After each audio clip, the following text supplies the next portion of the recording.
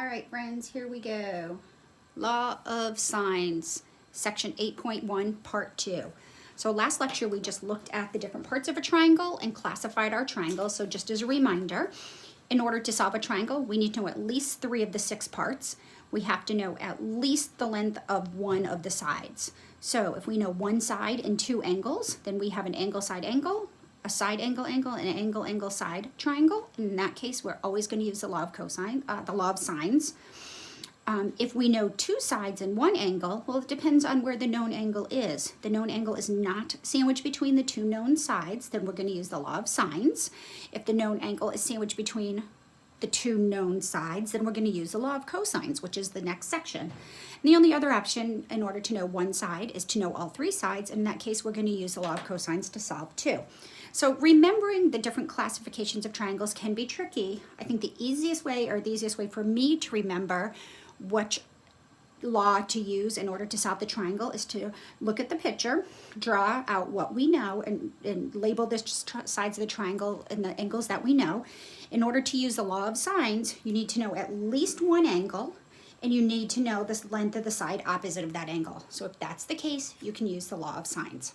All right, that being said, law of sines part 2, what is the law of sines? Well, the law of sines is a template that we can use when we know at least one side and the angle opposite of it. So let's call this angle A. We'll call this angle B. We'll call this angle C. So if I call this angle A, I'm going to call the side opposite little a. If I call this angle B, I'm going to call the side opposite little b. Angle C, it's going to be little c. So this is really super cool. I believe the proof is in your text. If not, you can Google it. If you want to discuss the proof for the law of sines, that'd be something I'd be happy to do. Just give me a heads up and I can prepare to talk to you about it.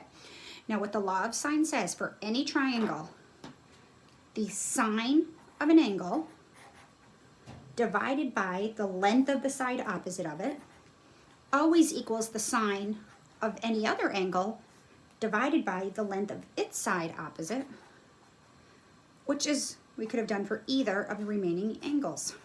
So the law of sine says the sine of an angle divided by its opposite, the length of its opposite side, that ratio remains constant in any triangle.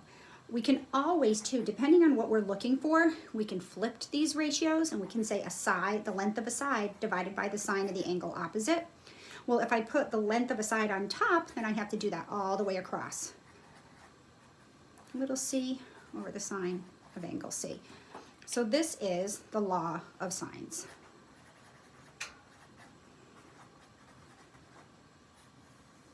So as I had just mentioned, in order to use the law of sines, you need to know at least 1 angle and the side opposite of it. So we'll have 1 complete ratio, and then we'll know at least 1 of these 4 remaining things, and in turn we can solve for all the remaining 3 parts.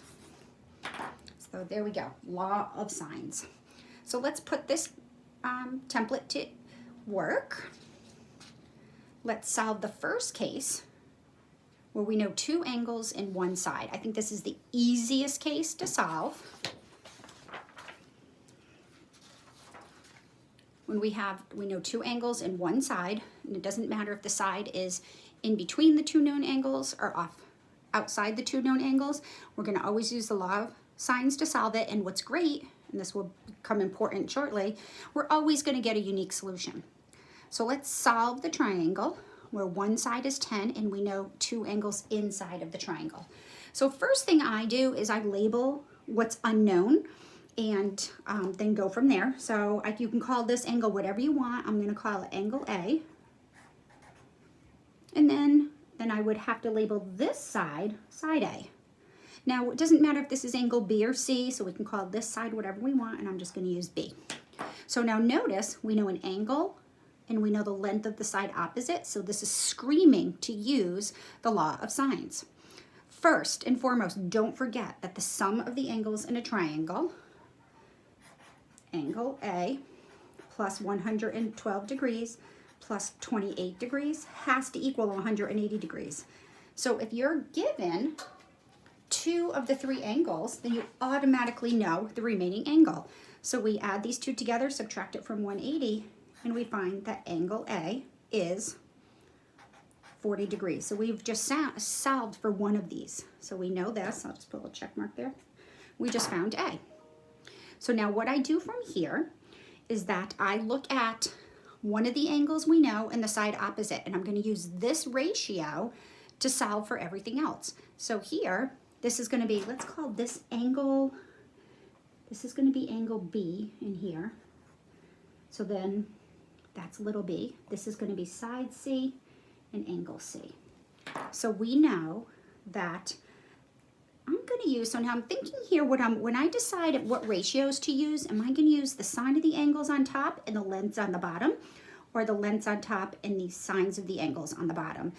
Either one's going to give you the same result, and depending on how good you are with your algebra skills, one is easier to solve than the other. What I look for is my unknowns, and I try to put those on the top of the ratios. So here I know my three angles and I don't know my three sides, so I'm going to use this template. The unknown over the side of the known angle equals the unknown over the sine of the angle equals the unknown over the sine of that angle. All right. So now let's plug in what we know. We know angle C and side C. So we're going to use, this is sort of our fixed ratio. And this is a number we can calculate on our calculator. So then this is B over the sine of B. The sine in angle B is 112.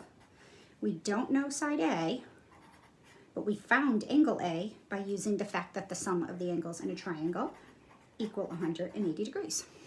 So we know that whatever side A is over the sine of 40 degrees is equal to whatever side B is over the sine of 112 degrees, and that's going to equal 10 over the sine of 28.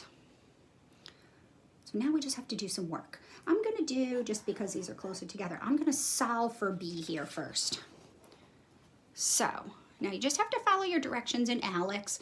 How much do they want you to round to?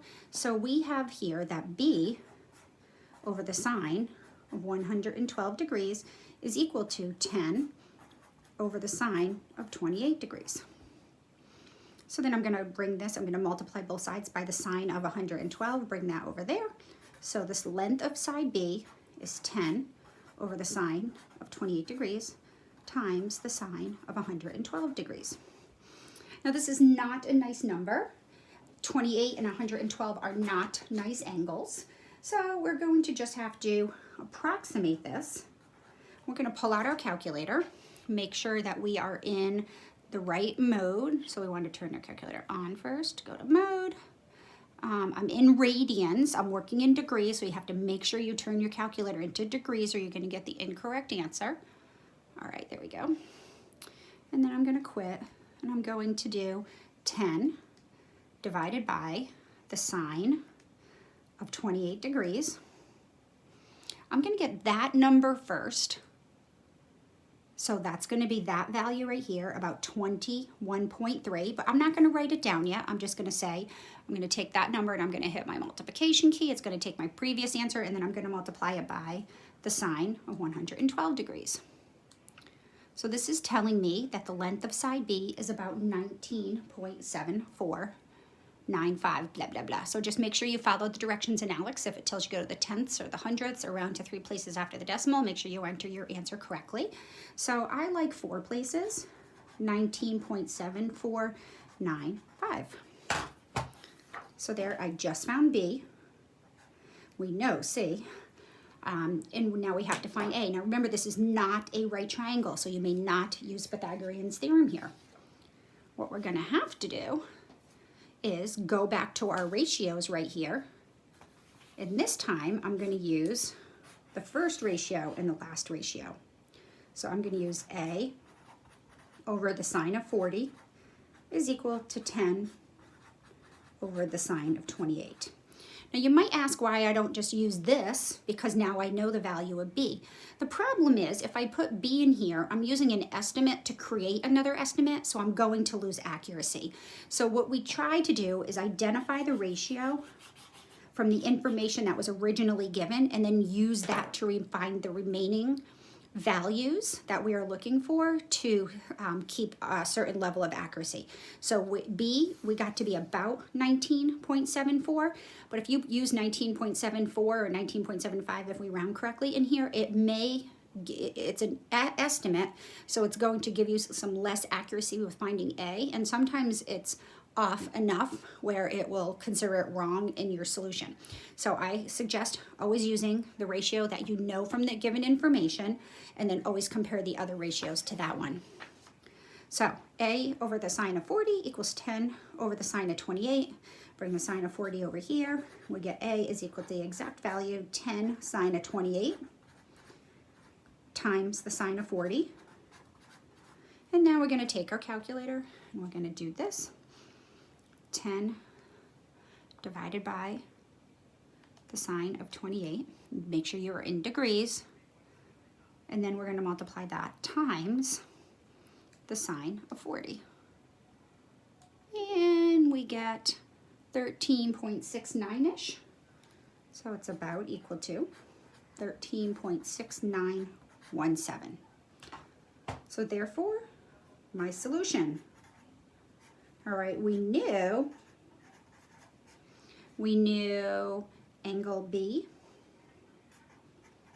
was 112 degrees. We knew angle C was 28 degrees, and we knew side C was 10. And what we found from this information was that angle A was equal to 40 degrees. We found little a to be about equal to 13.6917 units, and side B to be equal to about 19.7495. Whoops, sorry, I got a little crooked on you. Not that you haven't seen that before. All right, so again, this situation is always quite nice when you know two angles, because you can immediately find the third angle, associate the relationship between one of the sides and the angle, the side that you know, and the angle, one of the angles that you know, and then use that as your fixed ratio to find the remaining information. So case one, angle side angle, or angle angle side, or side angle angle. Use a law of sines to solve. You always get a unique solution. Case two. This is going to be our biggest challenge in all of this. Nope, I'm sorry, case 1B. Oh, hold on, I'm messing up my cases. Let's go back here. Case, oh yes, case 1B. That's side angle. Yeah, sorry, that would be, I messed this up here. This is just case one. Yeah, never mind, ignore me. This is just case. This would be case two, wouldn't it? I forgot what I numbered my cases. Case two. We know two sides and the non-included angle. So I'm sorry, this is case two. No B, just case two. So case two is when we know two sides and the non-included angle. So again, you always need to know at least one side. This time we can't determine either of the other angles because we only know one, so there could be many different things these could be if we just tried to solve for those directly. So what I'm going to do is label what we know and what we don't know so that we can be clear what we're looking for. I'm going to assume this is angle A, so that's going to be side A. I'll call this angle B. So then this would be side B. And then this would be angle C, and this would be little c. Okay, so I'm going to call this little a. That's angle A. So this is case two. We know an angle and the side opposite, so we can use the law of sines. So I'm deciding which ratios I want to use. Do I want to use the sines on top, or do I want to use the lengths of the sides on top? Well, let's see. I guess we could do, let me see. If the first thing I'm going to need to go for is angle B. So, because these are two unknowns, so that ratio is going to produce nothing of interest for us. But here we only know out of the set B, the B set, we don't know angle B. So I'm going to use this relationship. I'm going to use the sine of A over little a equals the sine of B over little b, which is equal to the sine of C over little c. And then let's plug in what we know. We know the sine of 46 degrees all over 2 is equal to the sine of B, we don't know angle B, all over 20. And then we're going to use, in the end, after once we find angle B, we'll be able to find angle C and then involve this third ratio. So this time I chose to put the sines on top because if I was to set up my ratios the other way, my unknown, the only unknown that I have the option to solve for right now is the sine of B. Thus, in turn, we can find angle B. And I really like it when this is in the numerator of the fraction. So I'm going to use these two ratios. Sine of 46 is equal to the sine of B over 20, and that would be over 2. We can see the algebra here is not that difficult. I'm going to multiply both sides by 20, bring that over there. And I'm going to get, you guys can hear my dryer, my clothes are ready. Let's see, sine of 46 degrees all over 2 times 20 equals the sine of B. I'm just going to put my unknown over here, sine of B, just because I like my unknowns on the left side of the equation. 2 and the 20 cancel is equal to 10 sine of 46. So this is just some number. So here we have the sine of an angle equals a number. So the sine, how do we find angle B? Well, if you think back to chapter 7, if we know, and we don't know the angle, but we know its sine, we can use our inverse sine function. So if the sine of B equals 10 times the sine of 46, then we know that angle B is equal to the inverse sine of 10 times the sine of 46 degrees. And then now these angles typically aren't going to come out to be nice angles. So what we're going to do is pick up our calculator, and I'm going to do 10 sine of 46 degrees. All right, so that's this 10 sine of 46 degrees. So this is about equal to 7.19-ish. But I'm not going to use 7.19. I'm actually going to use this answer in my calculator. So now I'm going to go second inverse sine. I'm going to use my inverse sine button, which is right above your sine key. And then I'm going to hit second and then the negative sign down here. So if I hit second negative, it's going to use this previous answer. So I'm looking for an angle whose sine is 7.19.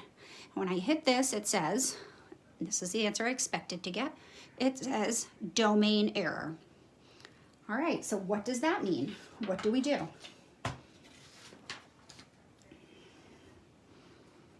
Our calc gives domain error. All right, so did we make a mistake? No, actually, we didn't make a mistake. If we go back up here, we're looking for an angle whose sine is about equal to 7.19-ish. But if we think about the graph of the sine or the domain and the range of the sine, angles can only have sines that have values between 1 and -1. This is outside of the range.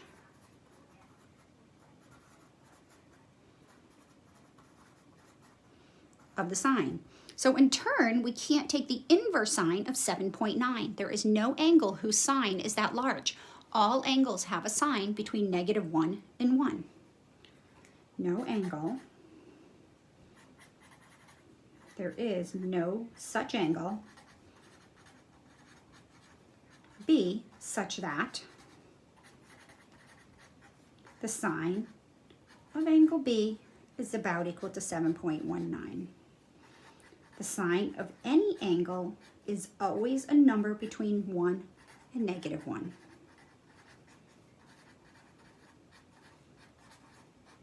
So I said this is going to be our trickiest case. So what could be going on here? It looks like my picture is a really nice picture, but actually it's really poorly and misleadingly drawn. If this is 20 units long, my guess is this is not 1/10 of the size of this. If this is 2 units, and this can no way be 20 units on the same scale. Plus this is a little bit probably less than 46 degrees. So really what we have going on in this situation is we have a sine, an angle, where one side is 20 units long. 46 degrees is probably out here somewhere. But now the problem is that this side's only 2 units long. So if this is 20, 2 would be more like this. So my problem is that this being 46 degrees, I can't, when I start, no matter whatever the length of this side is, it's never gonna, we can't change this angle at all, so it's never gonna be able to meet this side. We're always gonna have this gap here. So this is a scenario. The original picture I gave you was not accurate. So therefore, when you come into this situation, when you calculate your ratios, you get the sine of an angle equals a number. It's not a bad idea to calculate this number to see if there's even an angle whose sine equals that number. If this number is bigger than 1 or less than -1, which it won't ever be less than -1 because all our angles are going to be between 0 and 180, thus giving us positive sine. So if this number is between 0 and 1, we're good. If it's bigger than 1, then there's going to be no such b exists, and this actually has no solution. So what we do is we conclude this triangle is not solvable.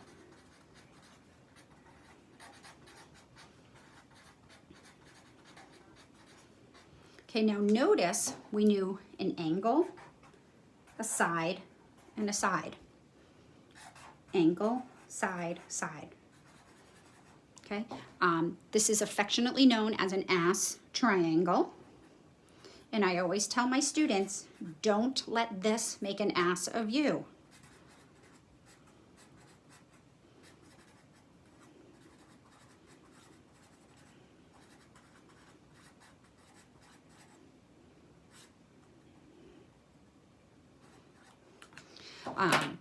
These triangles, the ASS, when you know one angle and two sides and it's not an included angle, are going to be our trickiest cases. Now, this is only one scenario of an ass triangle. This doesn't always happen. We may get a solution. If this side was long enough and could connect to this side, that being stuck at 46 degrees, then we would have a solution. So, in this case, this triangle is not solvable. Be super duper careful with ASS or SSA triangles. All right, I'm pushing it on time, guys. I'm going to post this one, and we will do a part 3 to finish up the law of sines.